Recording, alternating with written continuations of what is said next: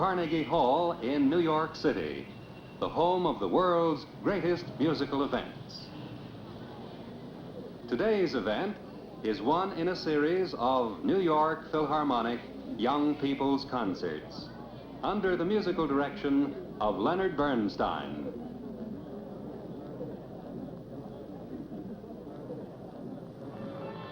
And here is Mr. Bernstein. Give me that spray. Behind it, the spray. Oh, there's no time?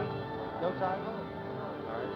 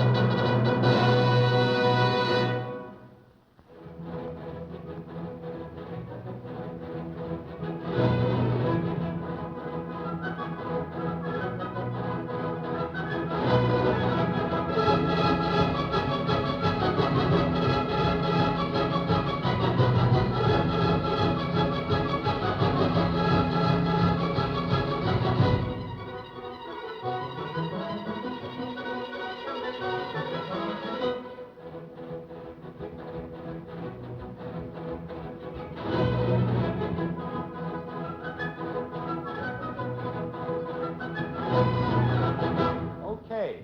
Now, what do you think that music's all about? Can you tell me? That's just what I thought you'd say. Cowboys, bandits, horses, the Wild West. I know my little daughter, Jamie, who's 5 years old and who's sitting up there, agrees with you. When she heard me play this piece, she said, "Ooh, the Lone Ranger song. Hi-yo, Silver." Well, I hate to disappoint her, and you too. But it really isn't about the Lone Ranger at all. It's about notes, E-flats and F-sharps. You see, no matter how many times people tell you stories about what music means, forget them. Stories aren't what music means at all. Music is never about anything. Music just is. Music is notes, beautiful notes and sounds put together in such a way that we get pleasure out of listening to them. That's all there is to it. And when we ask, what does it mean? What does this piece of music mean? Then we're asking a very hard question. And that's the question we're going to try to answer today. Now, it's a funny thing about this meaning business, in music anyway. When you say, what does it mean? What you're really saying is, what is it trying to tell you? What ideas does it make me have? Just like words. When you hear words, you get ideas from them. If I say to you, "Oh, I burned my finger," then immediately you get an idea from what I said, or some ideas. You get the idea that I burned my finger, that it hurts, that I might not be able to play the piano anymore, or that I have a loud, ugly voice when I scream. Lots of different ideas like that. That's words. But if I play you notes, just notes on the piano like that, those notes don't tell you any ideas. Those notes aren't about burning your finger or Sputniks or lampshades or rockets or anything. Well, what are they about? They're about music. For instance, take this piece by Chopin.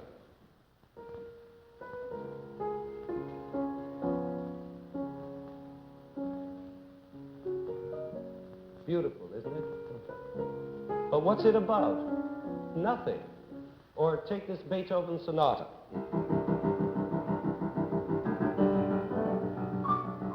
That's not about anything either. Or take this piece of boogie woogie.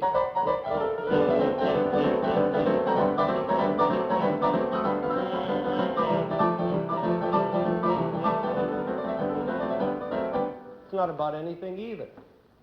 They're none of them about anything. But they're all fun to listen to. Why should they be fun to listen to? I don't know. It's just part of human nature to like to listen to music. You see, notes aren't like words at all. Because if I say one single word all by itself to you, like rocket, immediately you have an idea. You see a picture in your mind. Rocket, bang, picture.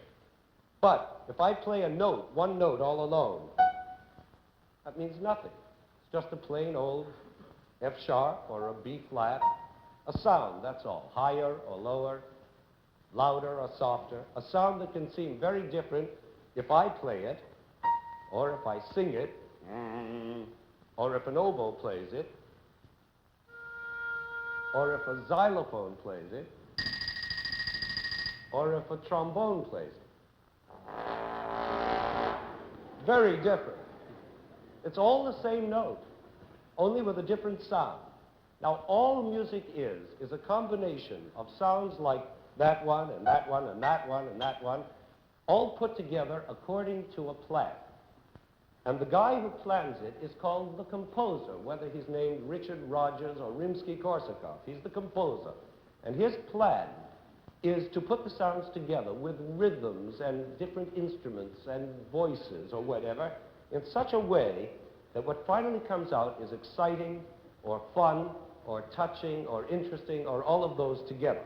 That's called music, and it has a musical meaning, which has nothing to do with any stories or pictures or anything like that. Of course, if there is a story connected to the music, okay. Sometimes it's good. In a way, it could give an extra meaning to the music, but it's extra. Remember that. And so, whatever music means, it's not the story. Well, what does it mean? That's what we're going to find out. Now, let's take the first step to finding out. Remember the piece we played at the beginning? That Wild West piece of music. Well, for one thing, it can't mean the Wild West, for the simple reason that it was written by a fellow who never heard of the Wild West, an Italian named Rossini. We think his music means cowboys and horses and the Wild West because we've been told so by so many movies and television shows. But Rossini really wrote this piece as an overture to an opera called William Tell, which is about people in Switzerland, which is pretty far from the Wild West. Well then, maybe the music's supposed to be about William Tell and Switzerland instead of about cowboys. Is that what it's about? No. It's not about William Tell or cowboys or lampshades or rockets or anything. Then what makes it so exciting? Well, there are a million reasons. But they're all musical reasons. That's the main point. For instance, take the rhythm, which is like the rhythm of galloping horses, or like the rhythm of drums in a battle. But that doesn't mean that the music is about drums or horses or battles. The meaning is only the excitement of that rhythm, you see. Now, another reason it's exciting is that it has a mighty fine tune, one that's easy to remember and stirs your blood. It starts with a phrase going up, and answers itself with a phrase going down. It's like a question and answer. Or maybe it's more like an argument with the second person winning it. Let's try and have that argument, you and me, and see who wins. I'm going to sing the first phrase, and you're going to argue back with the second phrase, and I'm going to argue back again with the third phrase, and you're going to wind it up with the fourth phrase. Okay, ready, go.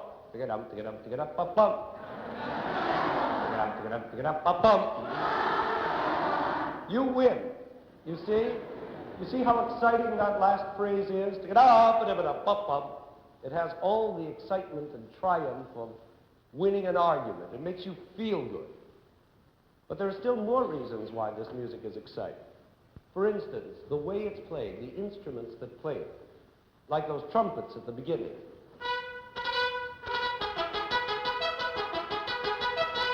Or the violins, who use their bows in a jumping way to make that galloping sound. Would you show us, Mr. Corigliano? You see? Now, when all the strings do that together, it really gallops. Watch.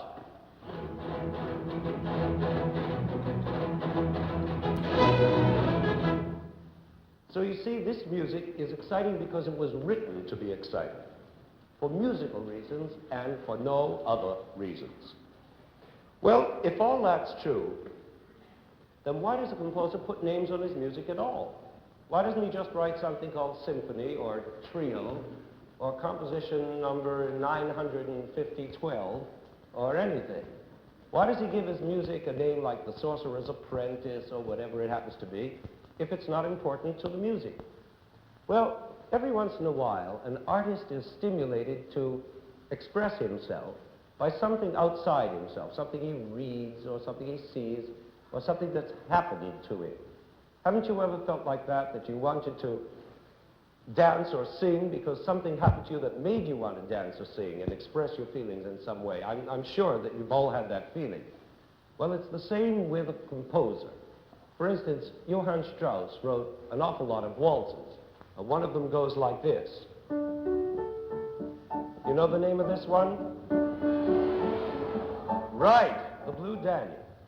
Now, maybe the Danube River inspired Strauss to write that waltz. I don't know. I have my doubts. But in any case, those notes don't have anything to do with the Danube River, do they? Now, what's this one?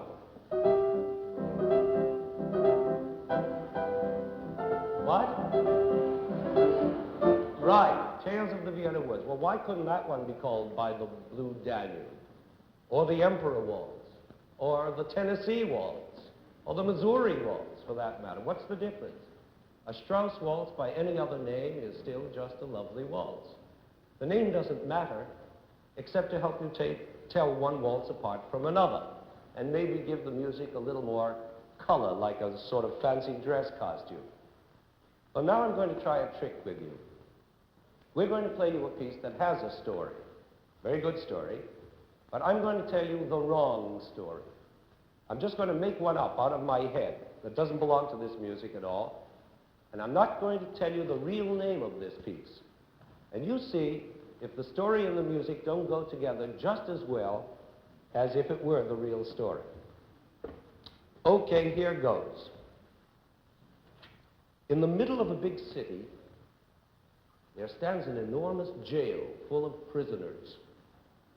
It's midnight, and all the prisoners are asleep, except for one who can't sleep because he was put in jail unjustly.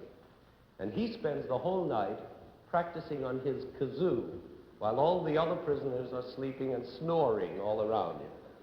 You all know what a kazoo is, you do?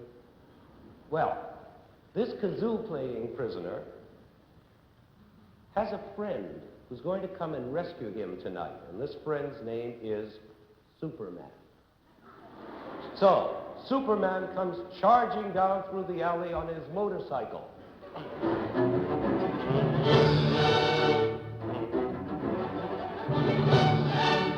Then he whistles his secret whistle so that his friend, the prisoner, will know he's coming. Now, as he gets nearer the prison, he hears all the prisoners snoring away peacefully in the dead silence of the night.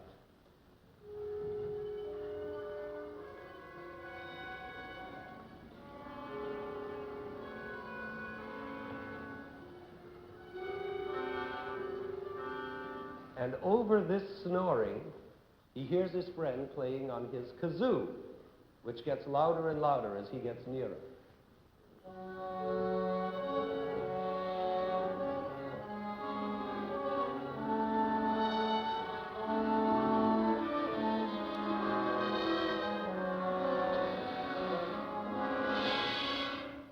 Suddenly, he charges into the prison yard and bops the guard over the head.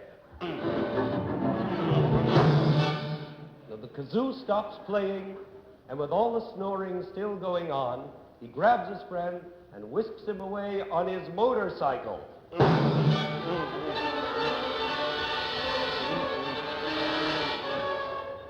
The snoring gets farther and farther away until we don't hear it at all anymore.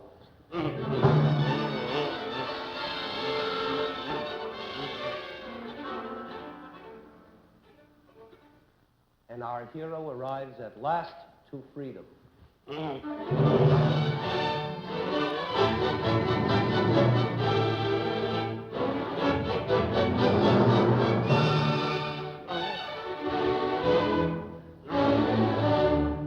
That's the story. Now, let's hear how this music sounds all put together. And remember to keep this story in your mind. Here goes. Here comes Superman. He hears the whistle.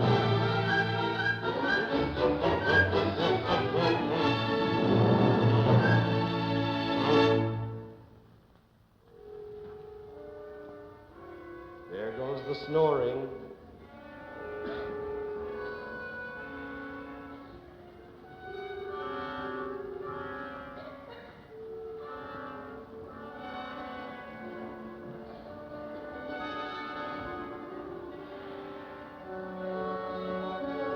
There's the kazoo.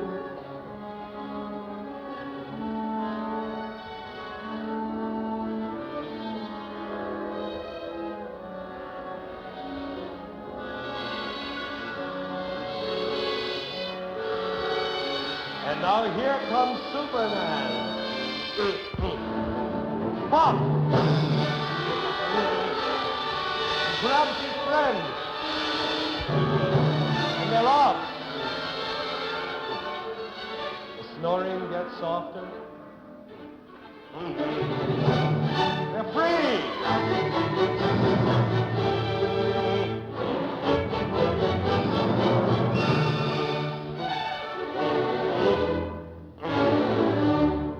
Now, all that makes good sense, doesn't it?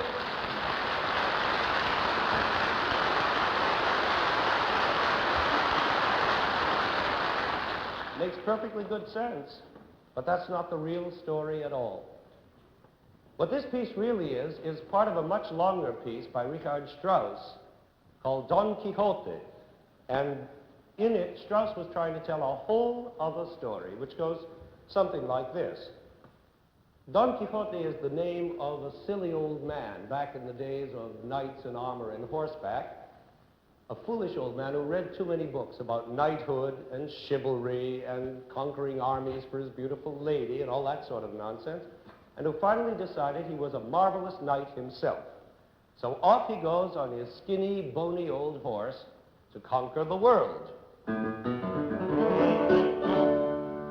And he has with him a companion named Sancho Panza, a little fat, jolly fellow who is very faithful to his master, but who is also sensible enough to know that his master's a little cuckoo. So we hear him laughing at old Don Quixote. Suddenly, Don Quixote spies a flock of sheep in the middle of a field going ba, ba.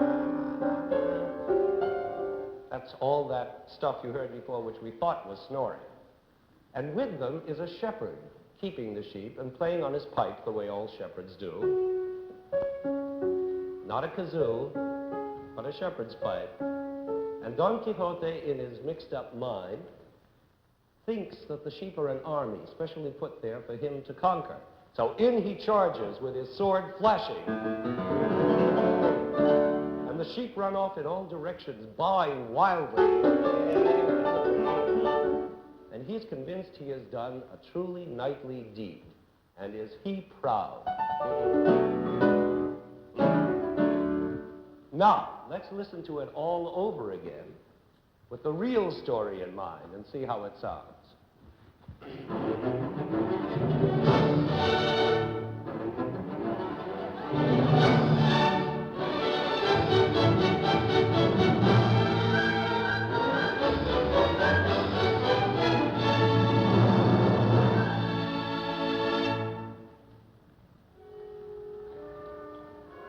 Sheep, you understand.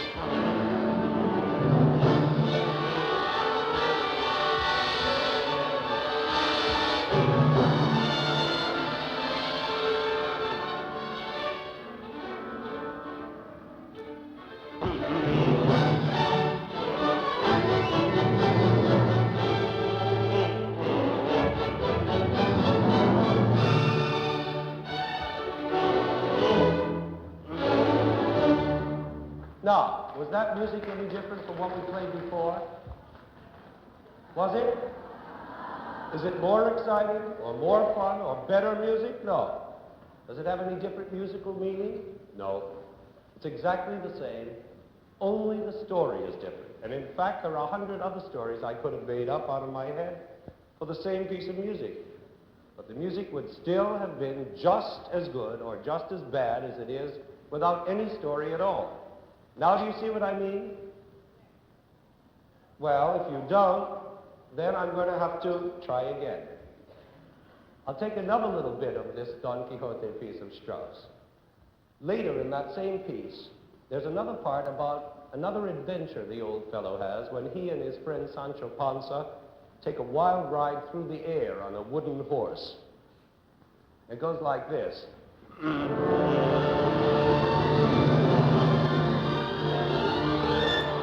Now, in this part, there's even a wind machine in the percussion section to give you the effect of wind whistling by as they whoosh up and down through the clouds.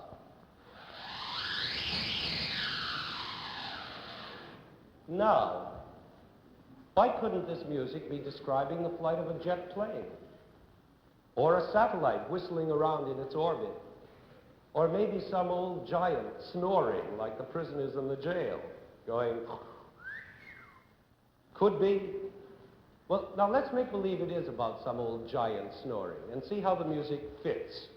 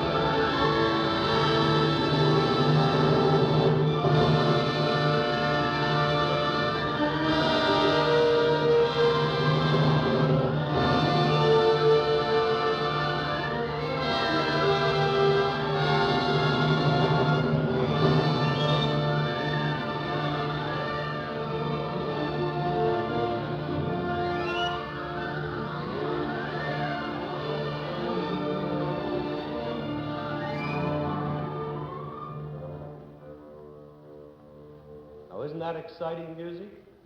No matter what it's about, it's still exciting. Because the music is exciting and for no other reason. Now, that's enough talk about music that tells stories. Let's take a big step now toward finding out the answer to our first question, what does music mean?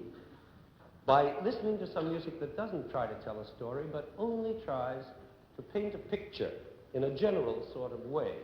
Or to describe an atmosphere, the look of something, the feel of something, like a night in the woods, or an old haunted house, or a sunrise. Now we're getting closer to real musical meaning, because we don't have a story to worry about while we're listening. You see, all we have to think about is the general idea, and that's easier, so we can concentrate more on the music and enjoy it more.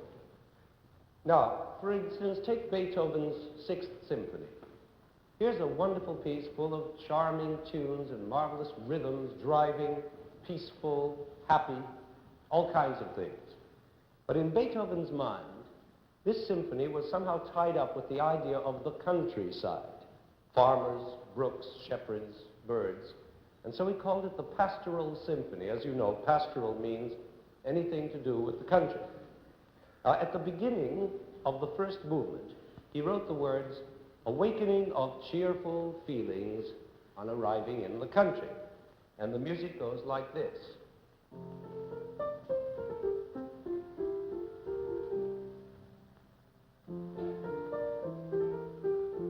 Sounds happy, cheerful, pretty, all right. But these feelings, after all, could be happy for any other reason, too.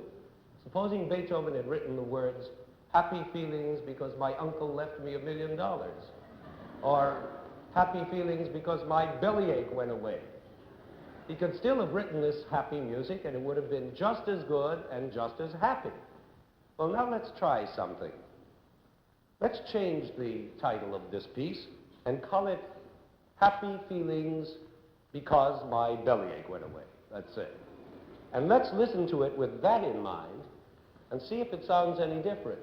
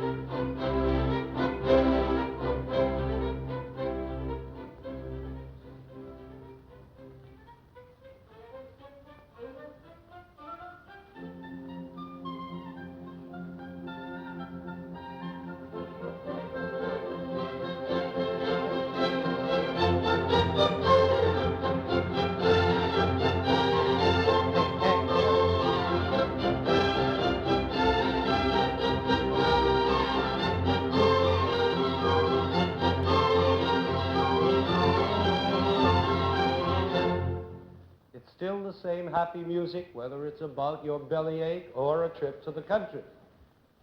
Now, the second movement, Beethoven calls By the Brook. And in this movement, he is trying to describe or imitate or suggest the motion of water in the brook.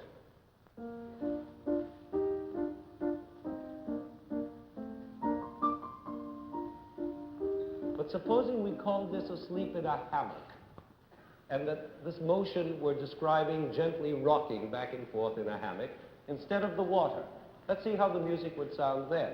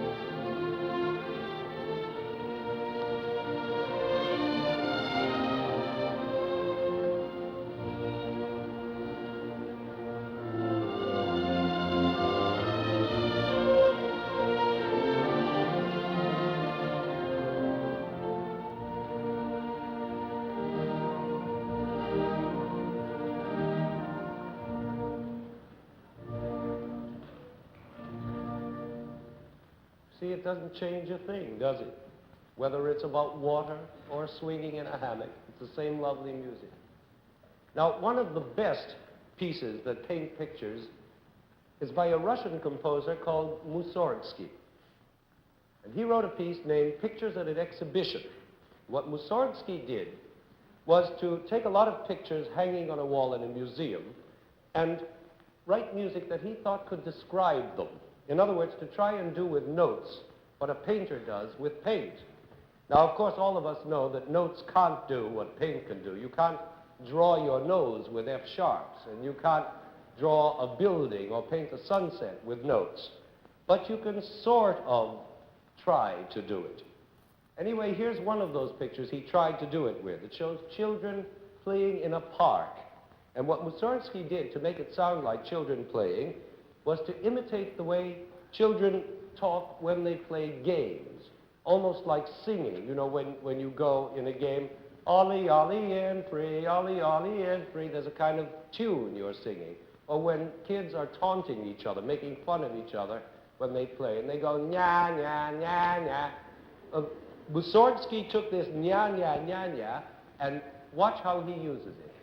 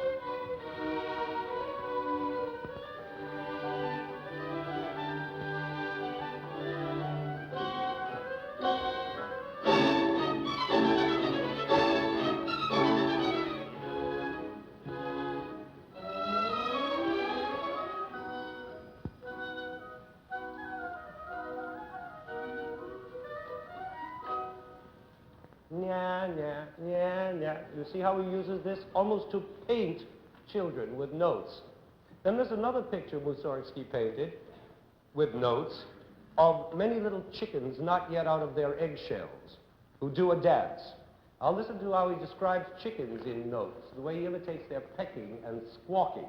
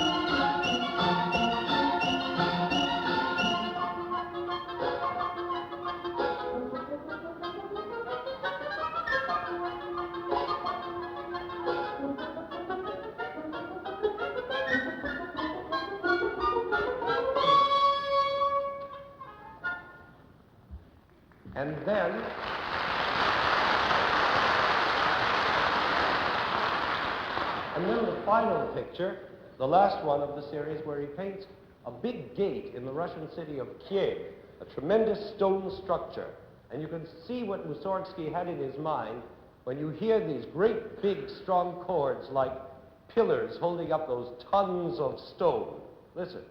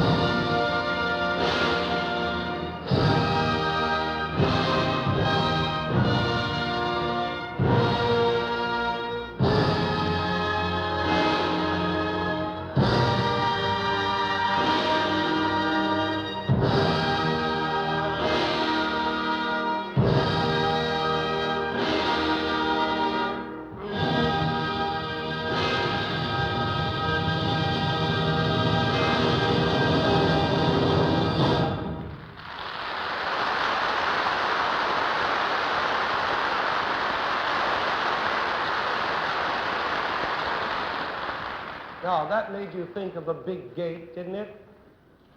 Did it? Didn't it? Okay. But only because I told you beforehand to think of a big gate. If I had told you beforehand to think about the Mississippi River flowing majestically down the middle of America, you would have had that in your mind when you heard these big chords. So again, there's the old answer.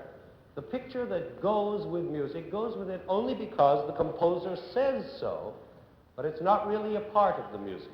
It's extra. Now we're going to take another giant step toward finding out our answer to what music means. And this is a really big step. We're getting closer now to the answer. Because now we're going to forget all about those pieces that try to tell stories or paint pictures. We've had enough of that.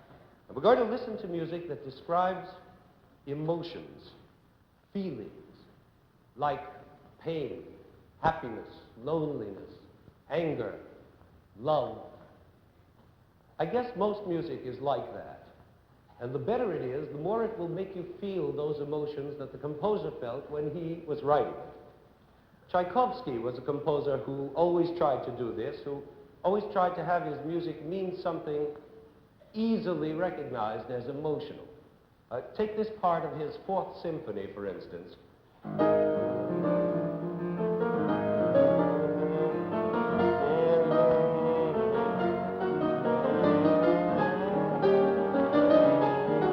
I guess the best way to describe that would be by saying that it has the feeling of wanting something very badly that you can't have.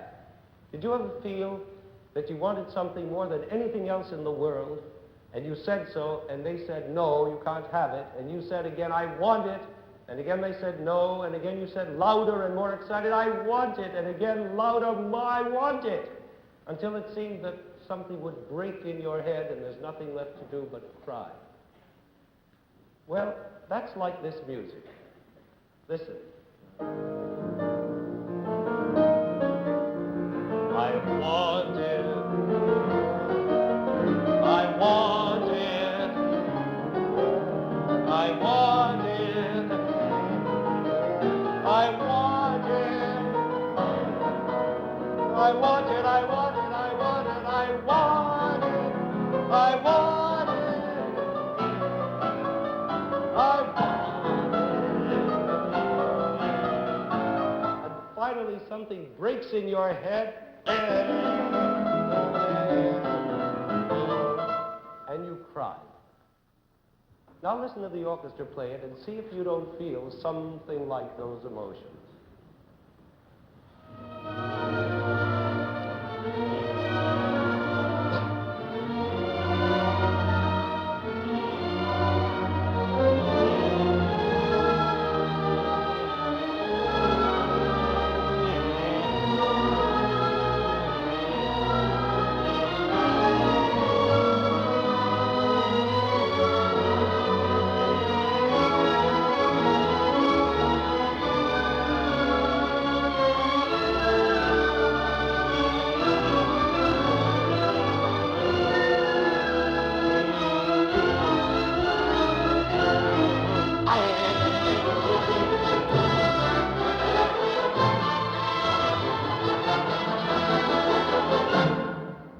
Pretty emotional stuff, isn't it?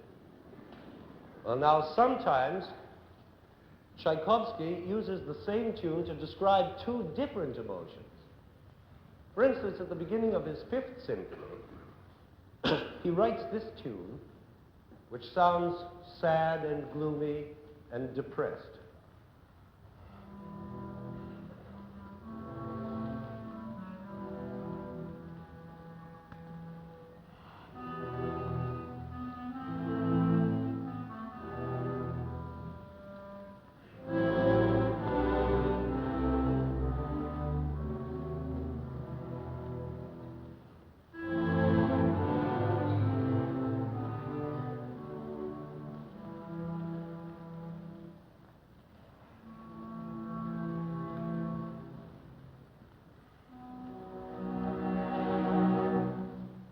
Depressing. But at the end of the symphony, in the last movement, he changes a few notes, what musicians call changing from minor to major. Some of you will know what that means. And it all comes out joyful and triumphant, like someone who has just made a touchdown and is the hero of the football game.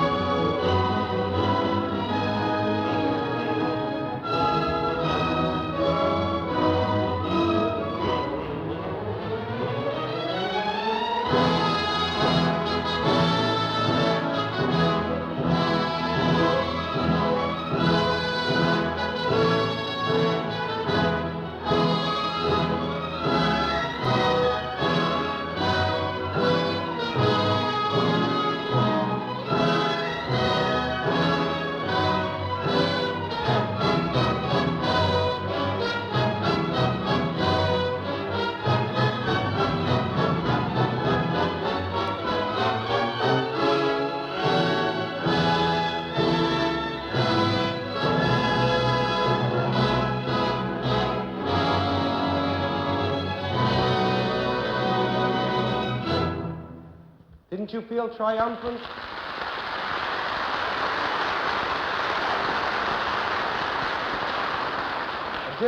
Didn't that make you feel like the winner, at least of a football game, maybe of a presidential election?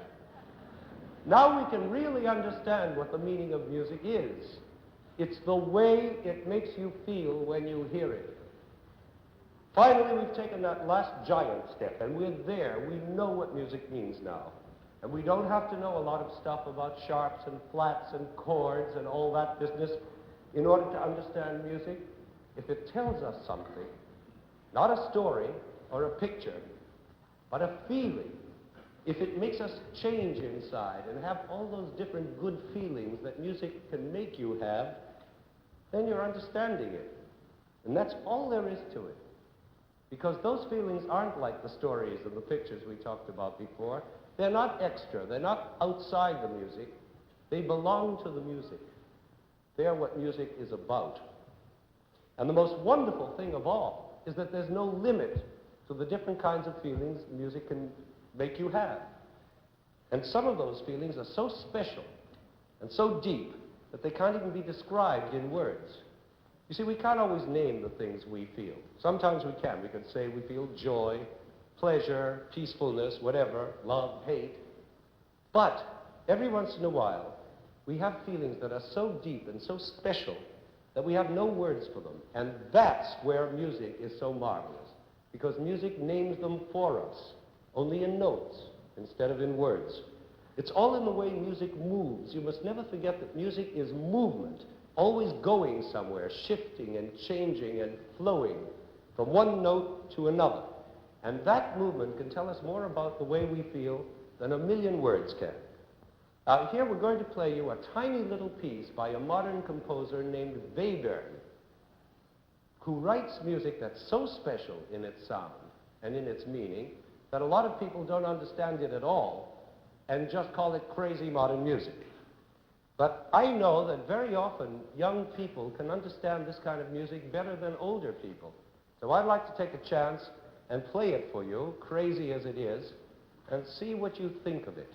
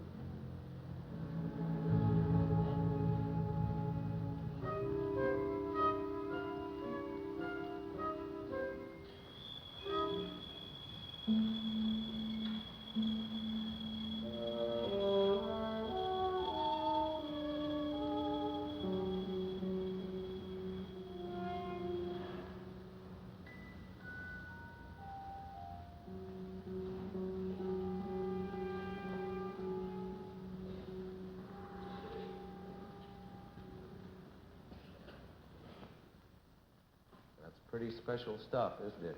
You see, if you even sneeze or cough, you're liable to miss it. It's so delicate and so deep inside that you mustn't even breathe while it's going on.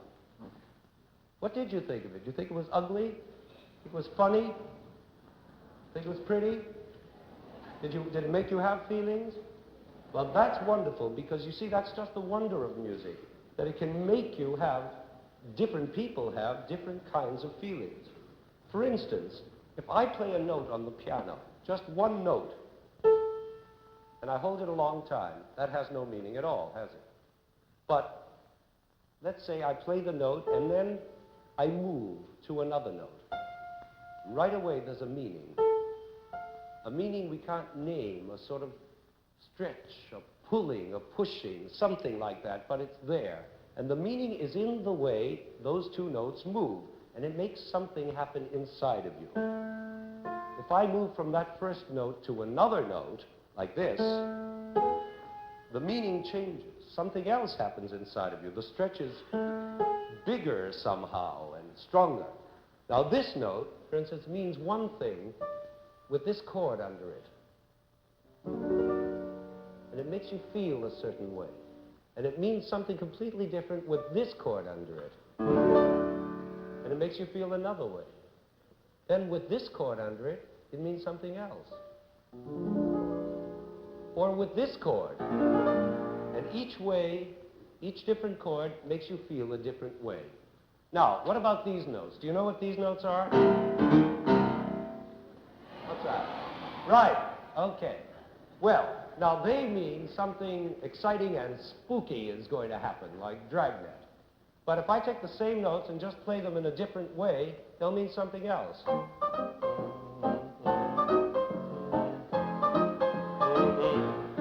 Silly, just light and silly.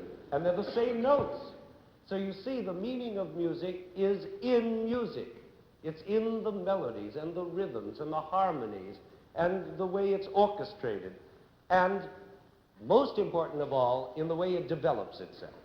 But that's a whole other program. We'll talk about that some other time. Right now, all you have to know is that music has its own meanings right there for you to find inside the music itself. And you don't need any stories or any pictures to tell you what it is. If you like music at all, you'll find out the meanings for yourselves just by listening to it.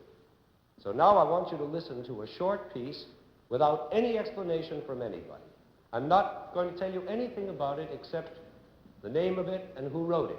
And you just all sit back and relax and enjoy it and listen to the notes and feel them move around, jumping and hopping and bumping and flashing and sliding and whatever they do. And just enjoy that without a whole lot of fuss about stories and pictures and all that business. Now, the piece we're going to play for you is by Ravel, and it's called La Valse. I think you'll like it because it's fun to listen to, and not for any other reason, not because it's about anything. It's just good, exciting music.